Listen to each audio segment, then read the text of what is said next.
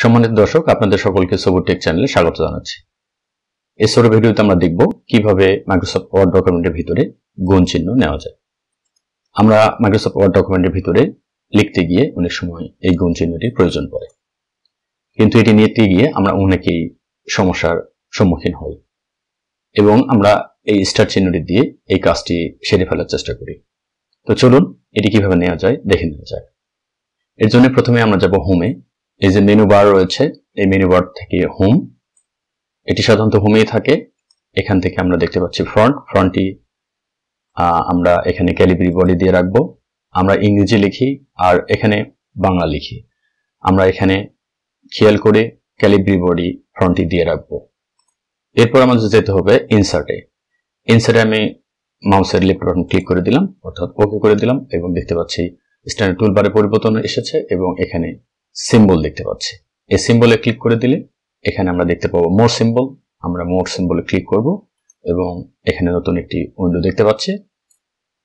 এখানে সিম্বল ওকে করা রয়েছে। স্পেশাল ক্যারেক্টার ওকে করা থাকলে আমরা সিম্বল ওকে করব। এখানে ফন্ট নর্মাল টেক্সট রয়েছে, এটি আমরা রাখবো।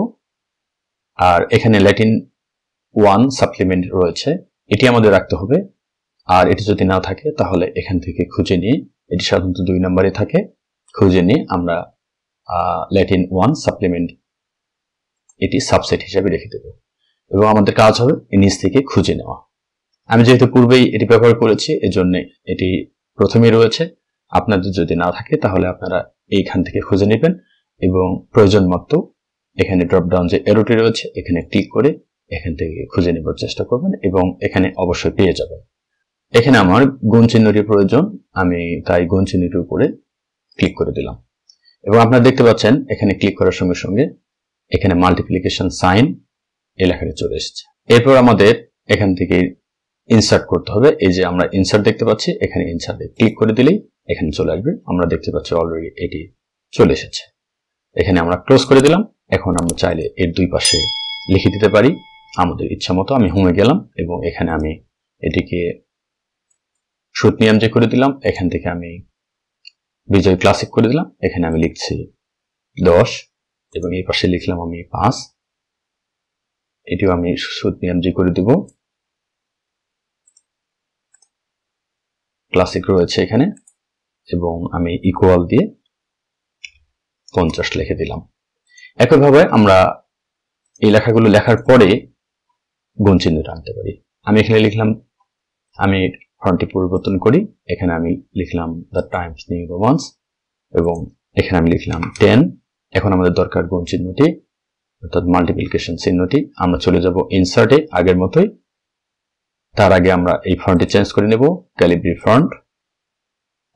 এরপর আমরা যাব ইনসার্টে, ইনসার্ট থেকে সিম্বল থেকে মোর সিম্বল।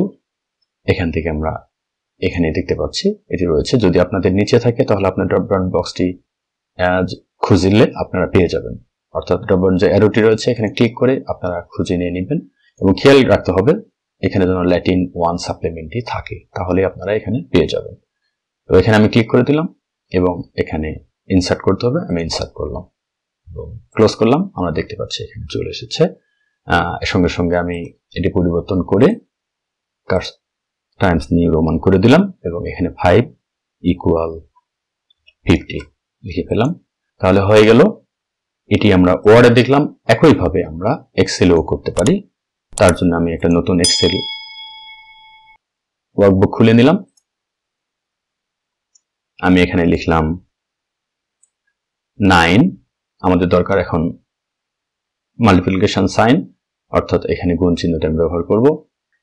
এখানে ক্যালিব্রি রয়েছে অলরেডি, যদি না থাকে তাহলে ক্যালিব্রি করে দিব। এরপরে আমরা যাব ইনসার্টে, ইনসার্ট থেকে সিম্বল থেকে এখানে মোর সিম্বল নেই, এখানে সিম্বলে যাব। ওয়ার্ডের মতো, অর্থাৎ আগেরটির মতো অপশন চলে এসেছে এবং আমরা এখানে ফন্ট নর্মাল টেক্সট রেখে দিলাম, সাবসেট ল্যাটিন 1 সাপ্লিমেন্ট রেখে দিলাম এবং এখান থেকে আমরা মাল্টিপ্লিকেশন সাইনটি ইনসার্ট করে দিলাম। আমরা এরপর ক্লোজ করে দিলাম এবং আমরা দেখতে পাচ্ছি এখানে চলে এসেছে এবং এখানে আমি লিখলাম 8।